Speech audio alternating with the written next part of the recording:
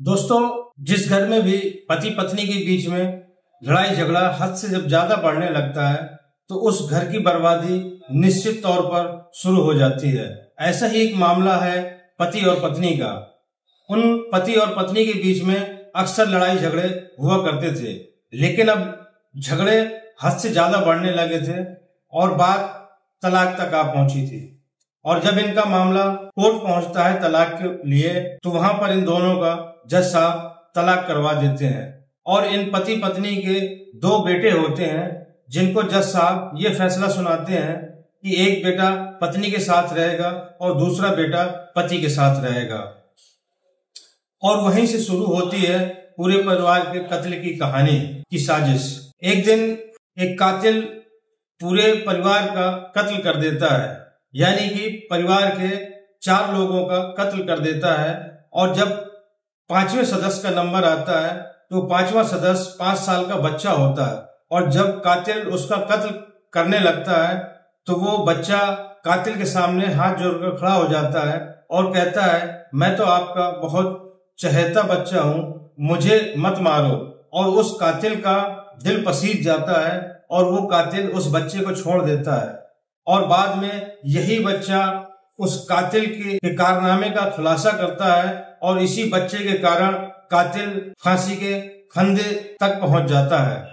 तो दोस्तों, कहानी को पूरा जानने के लिए वीडियो के अंत तक बने रहें। और दोस्तों, आपसे एक हम्बल रिक्वेस्ट है कि अगर अभी तक मेरे चैनल को सब्सक्राइब नहीं किया है तो प्लीज मेरे चैनल को सब्सक्राइब करें और बेल आइकन को प्रेस करें, ताकि जब भी कोई नया वीडियो बने सबसे पहले आप तक पहुंचे।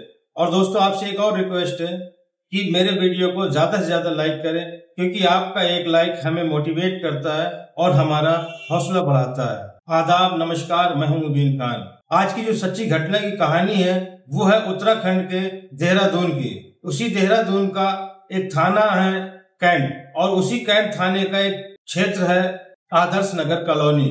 और उसी आदर्श नगर कॉलोनी में एक जय सिंह, जो कि होर्डिंग कारोबारी हैं, वो अपने परिवार के साथ में आदर्श नगर में रहते हैं। 24 अक्टूबर की सुबह जब घर की नौकरानी राजी दरवाजे पर खड़ी होती है और बेल यानी घंटी को बजाती है, तो घर के अंदर से कोई आवाज नहीं आती। वो बार बार घंटी बजाती रहती है, लेकिन उसके बावजूद भी घर के अंदर से कोई आवाज नहीं आती। उसको लगता है कि रात में दिवाली थी, इसी वजह से घर के लोगों ने दिवाली मनाई होगी और थक कर सो रहे होंगे, क्योंकि 23 तारीख और 24 तारीख की दरमियानी रात दिवाली होती है और पूरा देश दिवाली का जश्न मना रहा होता है। तभी उस नौकरानी राजी को लगता है कि शायद घर के मालिक ने भी कल देर रात सोए होंगे, इसीलिए देर तक सो रहे हैं। जब वो घंटी बजाने से अंदर से कोई आवाज नहीं आती और न ही कोई रिस्पांस मिलता है, तभी वो अब दरवाजा जोर जोर से पीटने लगती है, लेकिन इसके बावजूद भी अंदर से कोई रिस्पांस नहीं आता।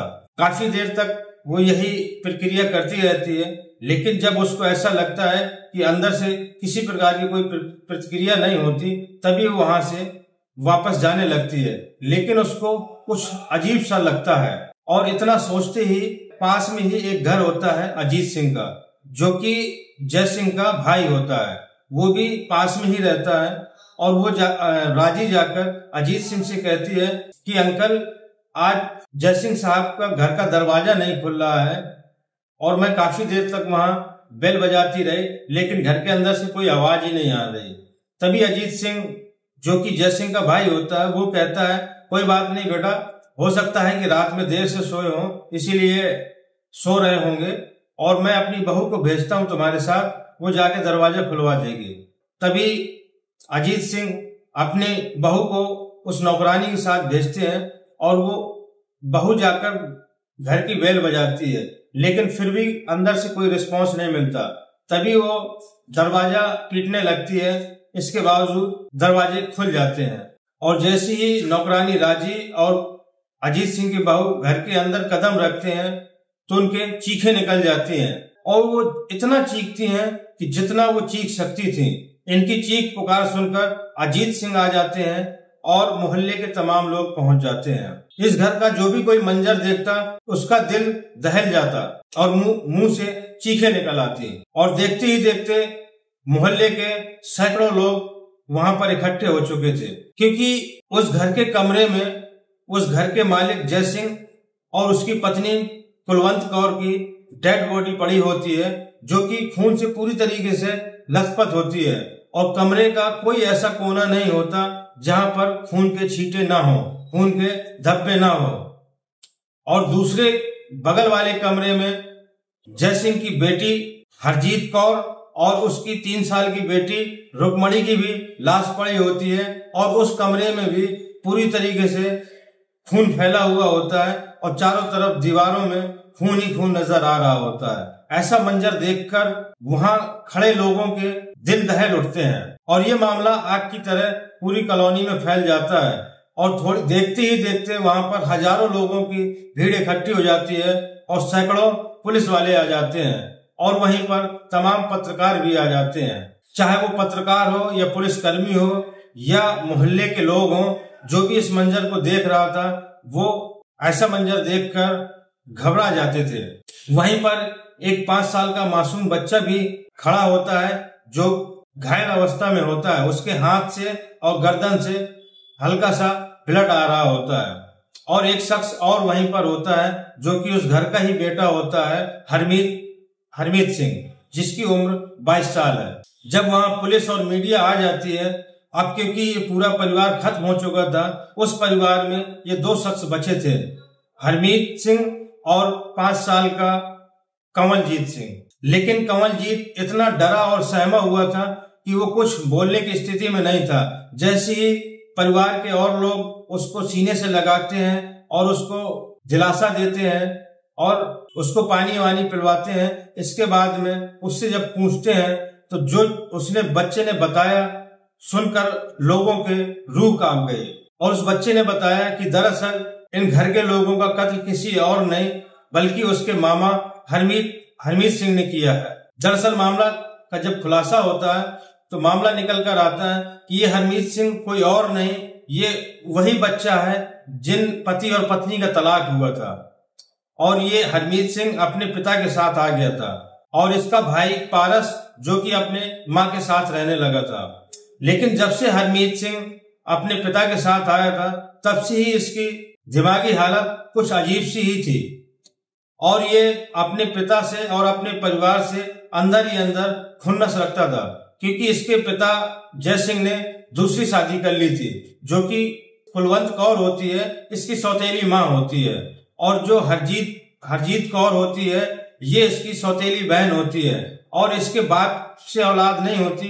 ये हरजीत कौर जय सिंह के भाई अजीत सिंह की बेटी होती है, जिसको जय सिंह ने बचपन में ही गोद ले लिया था। इससे ये और ज्यादा टेंशन में रहता था, क्योंकि इसको ऐसा लगता था कि मेरी प्रॉपर्टी की हिस्सेदार अब हरजीत कौर भी है, और वो अपना हिस्सा किसी को नहीं देना चाहता था। और तभी 23 अक्टूबर दिवाली का दिन था। पूरा देश दिवाली का जश्न मना रहा था, दिवाली पर्व मना रहा था, और वहीं हरमीत कौर के मन में कुछ और ही चल रहा था। और शाम के वक्त वो पास में ही अंसारी रोड जाता है और एक चाकू में धार लगाने वाला बैठा होता है, उसको चाकू देता है और उस धार लगाने वाले से कहता है कि इसमें तेज धार लगा दो, और जितनी तेज धार लगा सकते हो उतनी तेज धार लगा दो। तभी वो धार लगाने वाला कहता है कि भैया सब ठीक तो है। तभी हरमीत कहता है तुम अपने काम से काम रखो, जितना कहा है उतना करो। तभी वो चुपचाप धार लगाने वाला उस चाकू में तेज धार लगाने लगता है और धार लगाकर हरमीत सिंह को दे देता है, और हरमीत सिंह चाकू लेकर घर आ जाता है। और हरमीत सिंह रात का इंतजार करने लगता है। जब घर के सभी लोग खाना पीना खाकर सो जाते हैं, तभी आधी रात को हरमीत उठता है और अपने पिता जय सिंह के कमरे जाता है और अपने पिता जय सिंह पर ताबड़तोड़ चाकू के हमले करना शुरू कर देता है। हरमीत सिंह अपने पिता के ऊपर ताबड़तोड़ हमले कर ही रहा था, तभी उसकी सौतेली माँ कुलवंत कौर की आंख खुल जाती है, और वो जब देखती है कि हरमीत जय सिंह के ऊपर चाकुओं से लगातार वार कर रहा होता है, तभी कुलवंत बीच में आ जाती है और हरमीत को रोकने की कोशिश करती है, जय सिंह को बचाने की कोशिश करती है। लेकिन हरमीत के सर पर खून सवार था और वो इतनी बार अपने पिता जयसिंह के ऊपर वार करता है जब तक जयसिंह दम नहीं तोड़ देता। और इसके बाद फिर वो अपनी सौतेली माँ कुलवंत कौर के ऊपर भी चाकुओं का हमला कर देता है और उसको भी इतनी बेरहमी से चाकू मारता है और इतनी बार चाकू मारता है जब तक कुलवंत कौर दम नहीं तोड़ देती। रिपोर्ट में ये आता है कि हरमीत ने अपने पिता जयसिंह के ऊपर 29 बार चाकुओं से हमला किया था, यानी कि चाकू से पूरे जिस्म को गोद कर रख दिया था। और कुलवंत को उसने 27 बार चाकू मारे थे। जब वो पिता और माँ की हत्या कर देता है तभी गुस्से से लाल बगल वाले कमरे में जाता है जहां पर हरजीत सोई होती है और हरजीत के ऊपर भी वो ताबड़तोड़ चाकुओं से हमला करना शुरू कर देती है।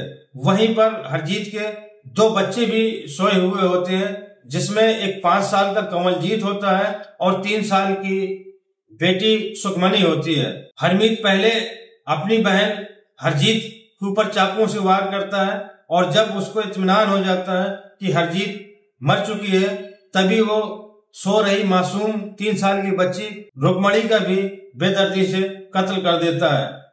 इतने में ही कमलजीत की आंख खुल जाती है और वो ये नजारा देखकर सहम जाता है।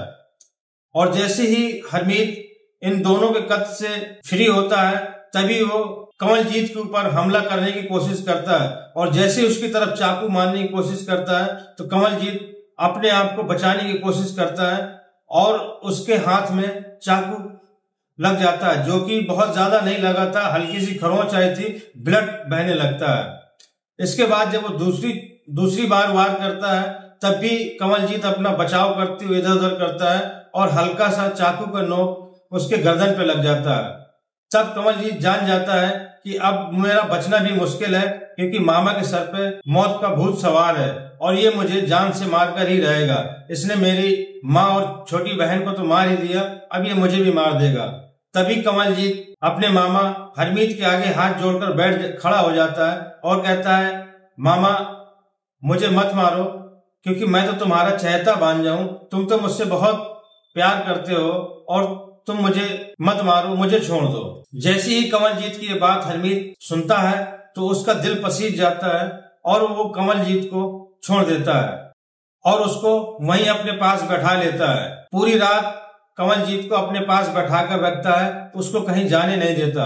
जब सुबह राजी नौकरानी आती है तब भी वो दोनों साथ बैठे हुए थे, लेकिन हरमीत कमलजीत को मना कर देता है कि खबरदार अगर तुमने अपने मुंह से आवाज निकाली।